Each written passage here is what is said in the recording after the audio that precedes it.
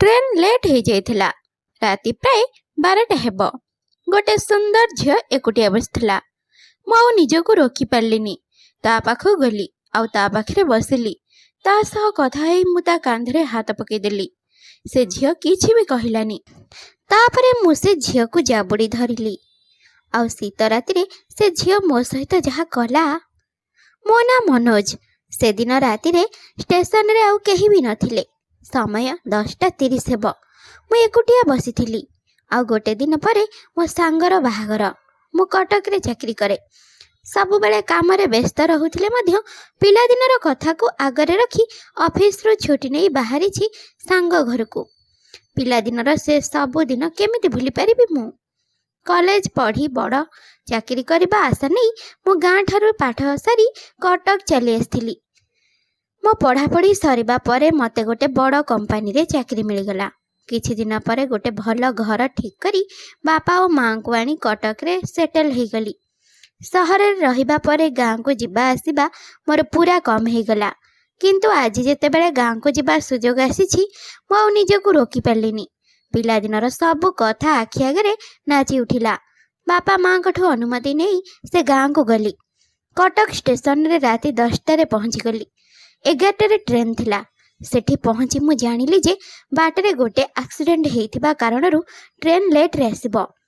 केते लेट रे आसीबो जणा नहीं। धीरे धीरे राति बढ़िबा सह स्टेशन रे गहली कमी जाइथिला। मु पुणी जाई स्टेशन मास्टर को पचारिबारु स्टेशन मास्टर कहिले, बाबू मु केमिति जानिबी कहिलो? 2टा ट्रेन मझिरे धक्का हे जाइछि। केते लोक आहत गुरुतर भी हेइछंती। आउ के जानि केते समय लागिबो? पुलिस भी अछि सेठी। आउ आम पुलिस बाबू मानक कथा तो तमे जानिछ। केते समय लागिबो के जानि?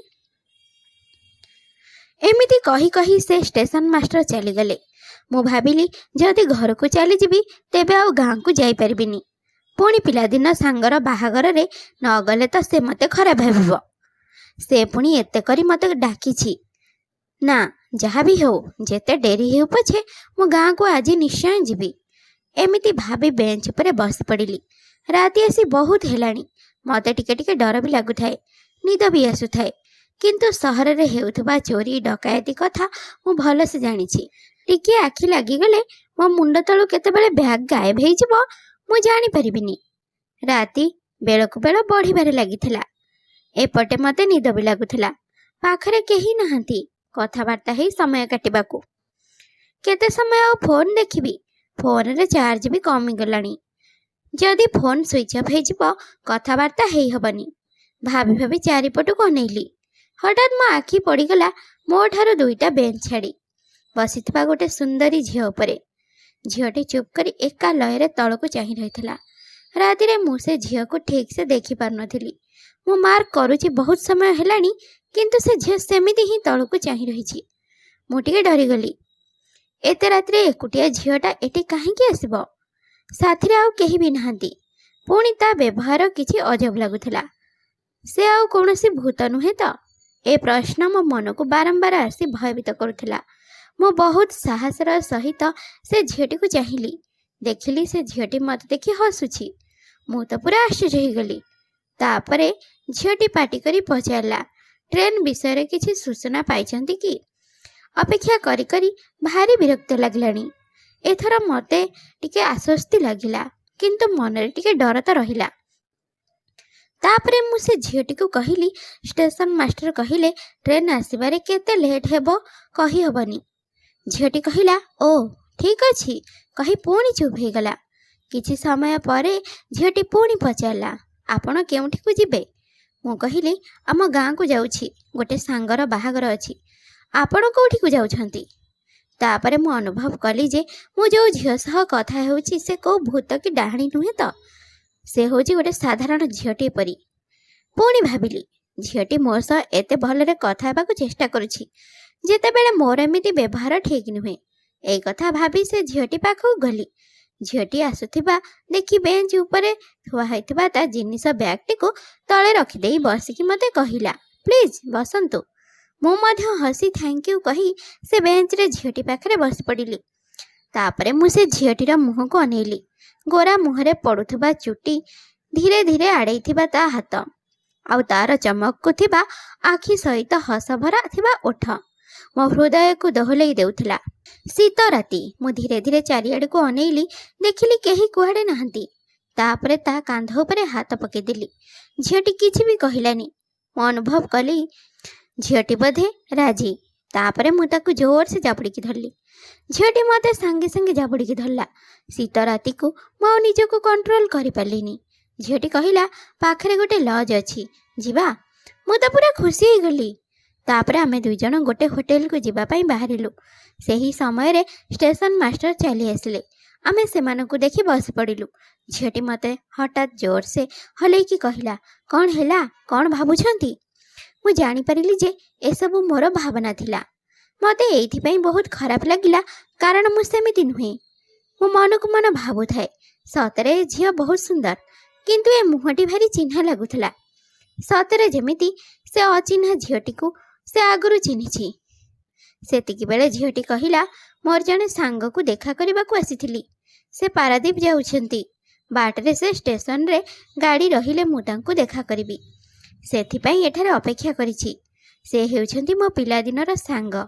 ଯଦି ଆଜି ତାଙ୍କୁ ଦେଖା କରିବା ସୁଯୋଗ ଛାଡ଼ି ଦେଉଛି, ତେବେ କେଜାଣି ଆଉ ଏମିତି ସୁଯୋଗ ମିଳିବ କି ନାହିଁ। ତେଣୁ ସ୍ଥିର କରିଛି, ଯେତେ ବି ଡେରି ହେଉ ପଛେ ଆଜି ତାଙ୍କୁ ଯେମିତି ହେଲେ ଦେଖା କରିବି। ମୁଁ କହିଲି, ହଁ, କିନ୍ତୁ ଏତେ ରାତି ହେଲାଣି। ଝିଅଟି ମୋ କଥାକୁ ଅଧାରୁ କାଟି କହିଲା, ହଁ ମୁଁ ଜାଣିଛି, କିନ୍ତୁ ଏଇ ଷ୍ଟେସନ ଠାରୁ ଅଳ୍ପ ଦୂରରେ ହିଁ ମୁଁ ରୁହେ। କିଛି ଅସୁବିଧା ହେବନି। ଏକଥା ଶୁଣି ମୁଁ ଆଉ କିଛି କହିଲିନି। କିଛି ସମୟ ପରେ ମୁଁ କହିଲି, ଏକୁଟିଆ ବସି ବସି ମୋତେ ଭାରି ବିରକ୍ତ ଲାଗୁଥିଲା। ଏବେ ଆପଣଙ୍କ ସହ କଥା ହେଇ ସମୟ କଟିଯିବ। ମୋ କଥା ଶୁଣି ଝିଅଟି ହସିଦେଲା। ଝିଅଟି ସହ କଥା ହେବାର ବହୁତ ସମୟ ହେଇଗଲାଣି। ରାତି ପ୍ରାୟ 2ଟା ବାଜିଲାଣି। ସେହି ସମୟରେ ଷ୍ଟେସନ ମାଷ୍ଟର ଆସି ମୋତେ କହିଲେ, ଆରେ ବାବୁ, ତମେ ଏଯାଏ ଅଛ? ମୁଁ ଭାବିଲି ତମେ ଘରକୁ ଚାଲି ଯାଇଥିବ। ତୁମ ପେସେନ୍ସକୁ ମାନିବାକୁ ପଡ଼ିବ। କିନ୍ତୁ ଏବେ ଆଉ ଅପେକ୍ଷା କରିବାକୁ ପଡ଼ିବନି। ଆଉ 15 ମିନିଟ୍ ଭିତରେ ଟ୍ରେନ୍ ଆସି ଷ୍ଟେସନରେ ଲାଗିବ। ଏମିତିରେ ବି ବହୁତ ଲେଟ୍ ହେଇଗଲାଣି। ସେଥିପାଇଁ ଟ୍ରେନ୍ ଆଉ ଏ ଷ୍ଟେସନରେ ବେଶୀ ସମୟ ରହିବନି। ଅଳ୍ପ ସମୟ ଭିତରେ ଟ୍ରେନ୍ ଛାଡ଼ିଦେବ। ତେଣୁ ତମେ ଆଉ ଏବେ କୁଆଡ଼େ ଯାଅ ନାହିଁ। ଟ୍ରେନ୍ ଆସୁ ଆସୁ ଚଢ଼ିଯିବ। ଠିକ୍ ଅଛି, ମୁଁ କହିଲି, ଆଜ୍ଞା। ଧନ୍ୟବାଦ କହି ମୁଣ୍ଡ ହଲେଇ ଦେଇ ପୁଣି ସେ ଝିଅ ଆଡ଼କୁ ଚାହିଁଲି। ଝିଅଟି ମୋତେ ଚାହିଁ କହିଲା, ଆପଣଙ୍କର ଅପେକ୍ଷାର ଅନ୍ତ ଘଟିଲା। ଆପଣଙ୍କ ଟ୍ରେନ୍ ଆସିଗଲା। ଏବେ ମୋତେ ବିଦାୟ ଦିଅନ୍ତୁ। ଆପଣଙ୍କ ସହ କଥା ହେଇ ବହୁତ ଭଲ ଲାଗିଲା। ଏତିକି କହି ଝିଅଟି ବେଞ୍ଚରୁ ଉଠି ଠିଆ ହେଇଗଲା। ମୁଁ କହିଲି, ଆରେ ଆପଣ ଆପଣଙ୍କ ସାଙ୍ଗକୁ ଦେଖା କରିବେନି କି? ସେଥିପାଇଁ ତ ଏତେ ରାତିରେ ଏଠି ଅପେକ୍ଷା କରିଥିଲେ। ସେ କାମ ନ କରି କେମିତି ଚାଲିଯିବେ? ଝିଅଟି ହସିକି କହିଲା, ଆପଣ ଶୁଣିପାରିଲେନି ବୋଧେ? ଷ୍ଟେସନ ମାଷ୍ଟର କ'ଣ କହିଲେ? ଟ୍ରେନ୍ଟି ବେଶୀ ସମୟ ରହିବନି। ତ ମୁଁ ତାଙ୍କୁ ଦେଖା କରିବି କେମିତି? ବୋଧହୁଏ ସେ ଟ୍ରେନ୍ରୁ ମଧ୍ୟ ଓହ୍ଲେଇବେ କି ନାହିଁ। ତେଣୁ ମୋର ଏବେ ଫେରିଯିବା ହିଁ ଠିକ୍ ହେବ। ଠିକ୍ ଅଛି, ତେବେ ମୁଁ ଆସୁଛି। ଯଦୁପୁରକୁ ଆପଣଙ୍କ ଯାତ୍ରା ଶୁଭ ହେଉ। ଏଇ କଥା କହି ଝିଅଟି ନିଜ ବ୍ୟାଗ୍ ଉଠେଇ ଚାଲିଗଲା। ଟ୍ରେନ୍ ବି ଆସି ଷ୍ଟେସନରେ ଲାଗିଗଲା। କିନ୍ତୁ ମୁଁ ସେ ଝିଅଟିର ଯିବା ବାଟକୁ ଚାହିଁ ରହିଥିଲି, ଯେମିତି ମୁଁ କେଉଁଠି ହଜିଯାଇଥିଲି। ତାପରେ ମୋର ମନେ ପଡ଼ିଲା, ସେ ଝିଅଟିକୁ ତା ନାଁ ପଚାରି ପାରିନି। ଜୋରସେ ପାଟି କରି ପଚାରିଲି, ଆପଣଙ୍କ ନାଁଟା ତ କହିଲେନି? ସେ ଝିଅଟି ସେମିତି ଚାଲି ଚାଲି ହିଁ ମୋ ଆଡ଼କୁ ବୁଲି କହିଲା, ମୋ ନାଁ ରଶ୍ମି, ମାନେ ରଶ୍ମିତା। ଏଇ କଥା କହି ଝିଅଟି ହଜିଗଲା ଯେମିତି ସେ ଅନ୍ଧାର ରାତିର ଅନ୍ଧାରରେ। ମୁଁ ସେମିତି ତା ଯିବା ବାଟକୁ ଚାହିଁ ରହିଥିଲି। ହଠାତ୍ ଟ୍ରେନ୍ର ହର୍ଣ୍ଣରେ ମୁଁ ଚମକି ଉଠିଲି। ତରବରିଆ ହୋଇ ଟ୍ରେନ୍ ଭିତରକୁ ଚଢ଼ିଗଲି। ଷ୍ଟେସନ ମାଷ୍ଟରଙ୍କ କହିବା ଅନୁସାରେ ଟ୍ରେନ୍ଟି ବହୁତ କମ୍ ସମୟରେ ହିଁ ଷ୍ଟେସନ ଛାଡ଼ିଦେଲା। ମୁଁ ଗୋଟେ ଦୀର୍ଘ ନିଶ୍ୱାସ ନେଇ ନିଜ ସିଟ୍ରେ ଯାଇ ବସି ପଡ଼ିଲି। ହଠାତ୍ ତା କାନରେ ବାଜିଲା, ମୋ ନାଁ ରଶ୍ମି, ମାନେ ରଶ୍ମିତା। ସେ ସୁନ୍ଦରୀ ଝିଅ ଯାଉ ଯାଉ ଏଇ କଥା ହିଁ କହିଥିଲା। ଏଇ କଥା ଥିଲା ତାର ଶେଷ କଥା। ପୁଣି ମୋତେ କିଛି କଥା ଆଶ୍ଚର୍ଯ୍ୟ କରିଦେଲା। କାହିଁକି ନା ସେ ଝିଅ ଯିବାବେଳେ କହିଥିଲା, ଯଦୁପୁରକୁ ଆପଣଙ୍କ ଯାତ୍ରା ଶୁଭ ହେଉ। ସେ କେମିତି ଜାଣିଲା ଯେ ମୁଁ ଯଦୁପୁର ଯାଉଛି ବୋଲି? ଏତେ କଥା ହେବା ଭିତରେ ମୁଁ ତ ଯଦୁପୁରକୁ ଯିବା କଥା କହିନି। ସେ କେମିତି ଜାଣିଲା ମୋ ଗାଁର ନାଁ? ସେ ତା ନାଁ ତ କ'ଣ କହିଥିଲା ତ, ରଶ୍ମିତା। ଯେମିତି ମୁଁ ଭାବନା ରାଇଜରେ ହଜିଗଲି। ମୋ ମୁଣ୍ଡ ଭିତରେ ଅନେକ କଥା ଓ ଅନେକ ଭାବନା ଚାଲି ଆସିଲା ଯେମିତି। ରଶ୍ମି ଥିଲା ମୋର ପିଲାଦିନର ସାଙ୍ଗ। ସାଙ୍ଗ ନୁହେଁ ତ ସାଙ୍ଗଠାରୁ ଟିକେ ଅଧିକ। ରଶ୍ମି ଯାହା ସହ ସେ ବଢ଼ିଥିଲା, ପାଠ ପଢ଼ିଥିଲା, ବୋହୂ ଚୋରି ଖେଳିଥିଲା, ଭବିଷ୍ୟତର ସ୍ୱପ୍ନ ମଧ୍ୟ ଦେଖୁଥିଲା, କିନ୍ତୁ ସେସବୁ ସତ ହୋଇପାରିଲାନି।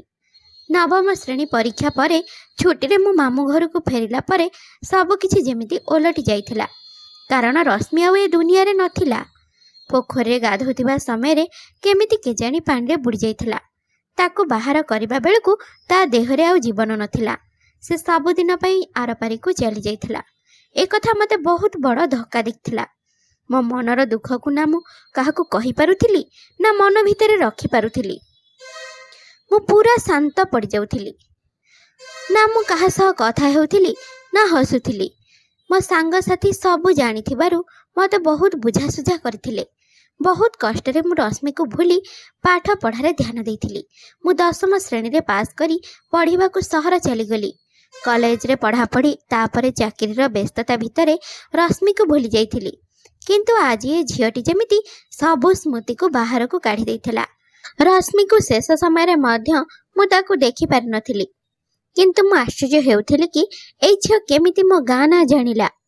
ଏତେ ରାତିରେ ଯେଉଁ ସାଙ୍ଗକୁ ଅପେକ୍ଷା କରିଥିଲା ଟ୍ରେନ୍ ଲାଗିବା ପୂର୍ବରୁ ହିଁ ଚାଲିଗଲା। ଟ୍ରେନ୍ ଷ୍ଟେସନରେ ଲାଗିବା ପର୍ଯ୍ୟନ୍ତ ତ ଅପେକ୍ଷା କରିପାରିଥାନ୍ତା। ଷ୍ଟେସନ ମାଷ୍ଟର ବି ମୋତେ ବାରମ୍ବାର କହୁଥିଲେ ଏତେ ରାତିରେ ଏଠି ରହିବା ମୋର ଠିକ୍ ନୁହେଁ। କିନ୍ତୁ ଥରୁଟିଏ ହେଲେ ବି ଏକୁଟିଆ ବସିଥିବା ସେ ଝିଅକୁ କାହିଁ କିଛି କହୁନଥିଲେ। ଏତେ ରାତିରେ ଗୋଟେ ଝିଅ ତ ଜମା ସୁରକ୍ଷିତ ନୁହେଁ। କିନ୍ତୁ ସେ ଝିଅଟିକୁ କିଛି ନ କହି ମୋତେ କହୁଥିଲେ। ବୋଧହୁଏ ସେ ଦେଖିନଥିବେ, ନଚେତ୍ ସେ ତାକୁ ଦେଖିପାରୁନଥିବେ। ଏମିତି ବହୁତ ପ୍ରଶ୍ନ ମୋ ମନକୁ ଆସୁଥିଲା। ହୁଏତ ସେ ଝିଅ ଆଉ କେହି ନୁହେଁ, ମୋ ରଶ୍ମି ହୋଇଥିବ। ଏସବୁ ଭାବି ଭାବି କେତେବେଳେ ନିଦ ଲାଗିଯାଇଛି ମୁଁ ଜାଣିନି। ତାପରେ ମୁଁ ଗାଁରେ ପହଞ୍ଚି ମୋ ସାଙ୍ଗ ବାହାଘର ଆଟେଣ୍ଡ କଲି। 2 ଦିନ ରହି ପୁଣି ଥରେ ଫେରି ଆସିଲି। ଆଉ ଷ୍ଟେସନ ପାଖ ଗଳି କନ୍ଦିରେ ସେ ଝିଅକୁ ବହୁତ ଖୋଜିଲି, କିନ୍ତୁ ପାଇଲିନି। ଆଜି ବି ସେ ରାତି କଥା ମୋତେ ବିଚଳିତ କରିଦିଏ। ସେ କଳା ରାତି, ସେ ଝିଅଟି ସତରେ କିଏ ଥିଲା? ଆଜି ବି ଏସବୁ ପ୍ରଶ୍ନ ଉତ୍ତର ମୋ ପାଖରେ ନାହିଁ, ରହସ୍ୟ ହେଇ ରହିଯାଇଛି। ମୁଁ ଆଜି ପର୍ଯ୍ୟନ୍ତ ବି ଖୋଜିବାକୁ ଚେଷ୍ଟା କରେନି। ମନକୁ ମନ ଭାବି ନେଇଛି ଯେ ସେ ବୋଧେ ମୋ ରଶ୍ମି ଥିଲା। ତ ଶ୍ରୋତା ବନ୍ଧୁମାନେ, ଆଶା କରୁଛି ଆଜିର ଏହି କାହାଣୀଟି ଆପଣମାନଙ୍କୁ ନିଶ୍ଚିନ୍ତ ପସନ୍ଦ ଆସିଥିବ। ଆଉ ପସନ୍ଦ ଆସିଥିଲେ ମୋ ଭିଡ଼ିଓଟିକୁ ଲାଇକ୍, ସେୟାର ଆଉ ଚ୍ୟାନେଲକୁ ସବସ୍କ୍ରାଇବ୍ କରିବାକୁ ବିଲକୁଲ ବି ଭୁଲନ୍ତୁ ନାହିଁ। ତେବେ ଆଜି ପାଇଁ ରହୁଛି ବାଏ। ପୁଣି ଦେଖା ହେବ ଆଉ ଏକ ସୁନ୍ଦର କାହାଣୀ ସହିତ ଆଉ ଏକ ନୂଆ ଭିଡ଼ିଓରେ। ଧନ୍ୟବାଦ।